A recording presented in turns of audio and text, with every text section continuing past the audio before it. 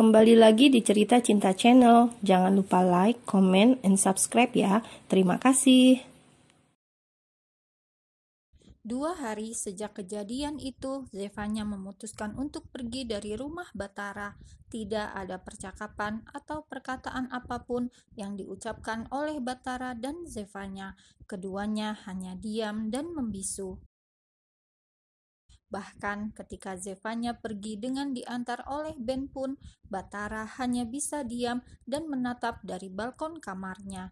Melarang atau menahan akan percuma. Jadilah Batara memilih diam.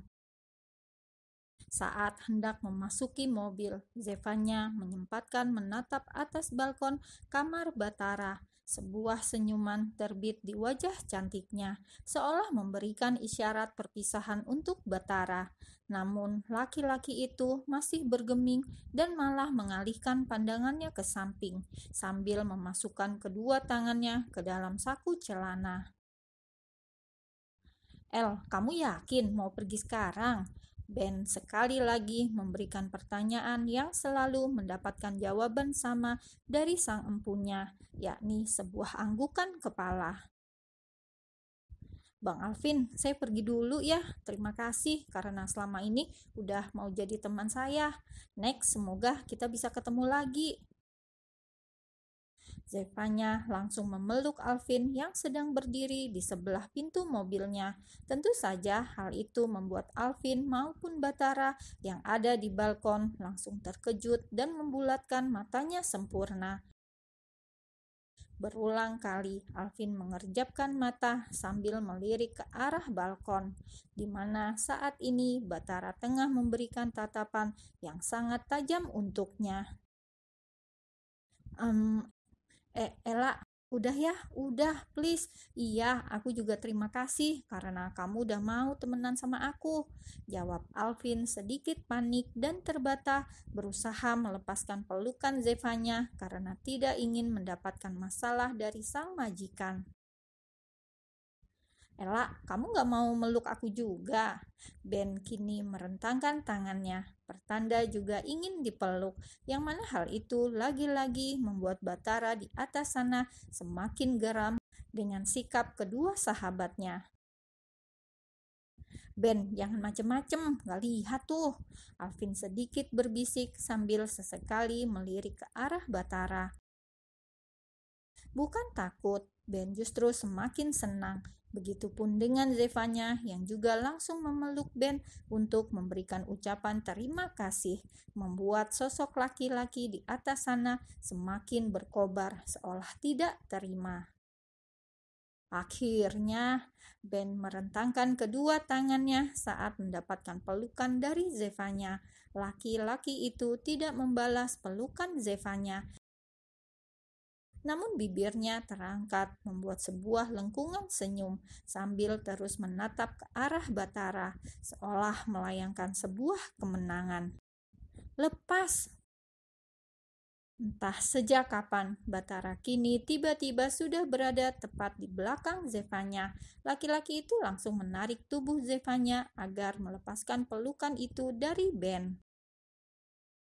"Lo itu jadi cewek jangan kegatelan bisa," seru Batara seolah tak suka dengan sikap Zevanya yang selalu bisa main peluk laki-laki lain. "Tapi saya sudah mandi pak, jadi saya nggak kegatelan. Bapak tenang saja," jawab Zevanya santai. Tentu saja hal itu seolah mengundang amarah di hati Batara untuk kesekian kalinya.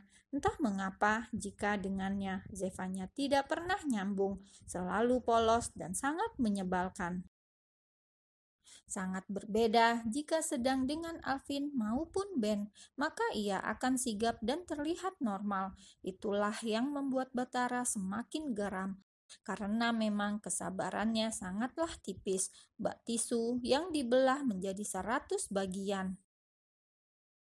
"Bilang aja kalau lo juga mau dipeluk Bat, pakai sok jual mahal loh," sindir Ben menahan tawanya.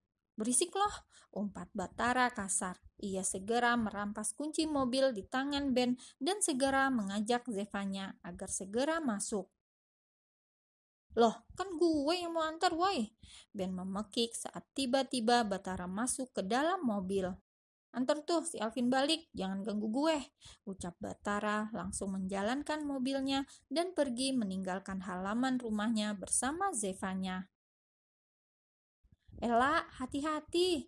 Ben dan Alvin sedikit berteriak, yang mana langsung dibalas sebuah lambaian tangan dari sang empunya. Mulai saat ini, rumah Batara akan terlihat sepi kembali. Mungkin Ben dan Batara akan kembali sibuk di luar dan mereka tidak akan terlalu merasa kehilangan Zevanya.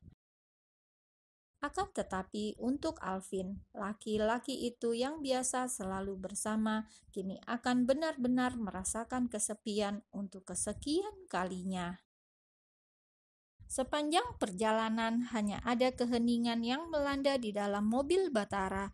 Tidak ada yang berucap satupun di antara keduanya. Batara yang mungkin masih berharap bahwa perasaannya akan mendapatkan balasan, sedangkan yang diharapkan nampak seperti orang kebingungan. Pak, gue bukan bapak lo, panggil nama gue.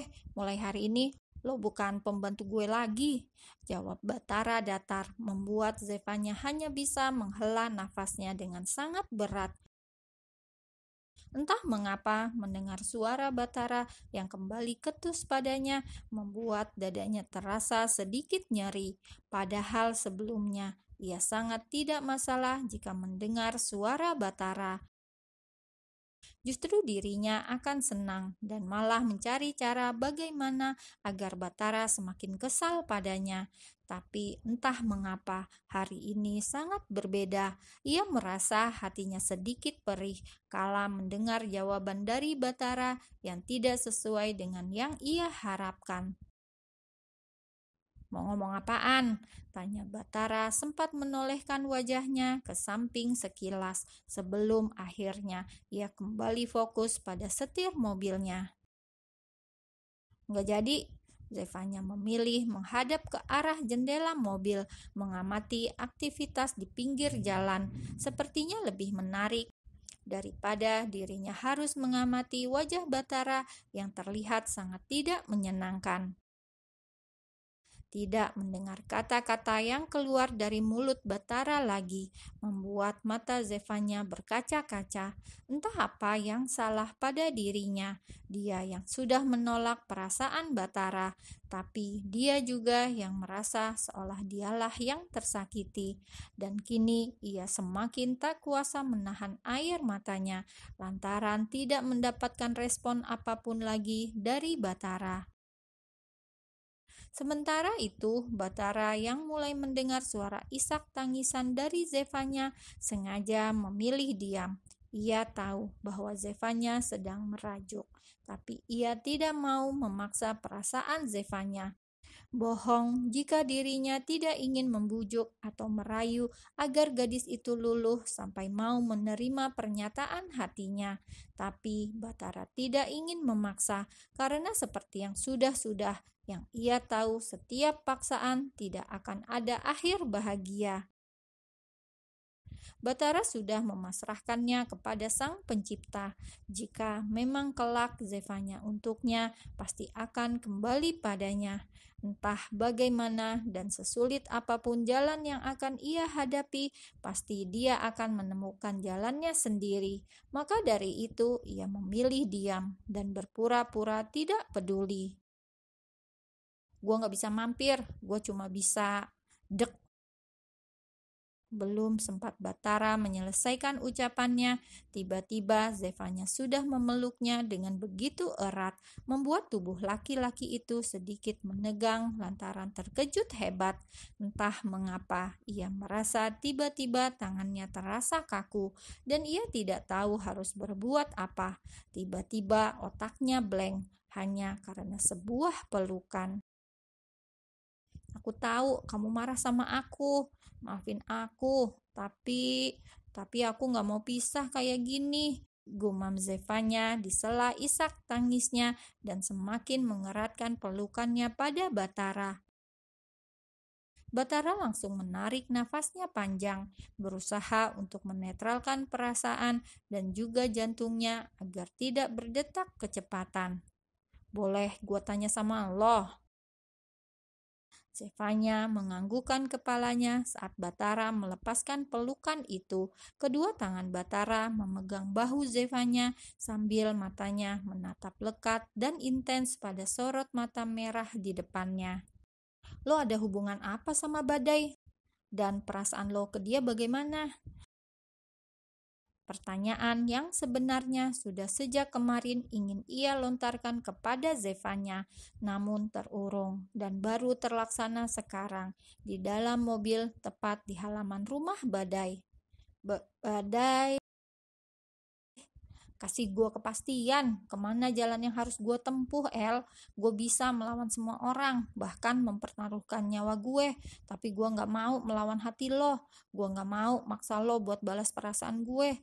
Jadi bilang sama gue siapa nama orang yang ada di sini, tanya Batara sambil menunjuk dada Zevanya, membuat gadis itu terdiam dengan sejuta pikirannya yang melayang.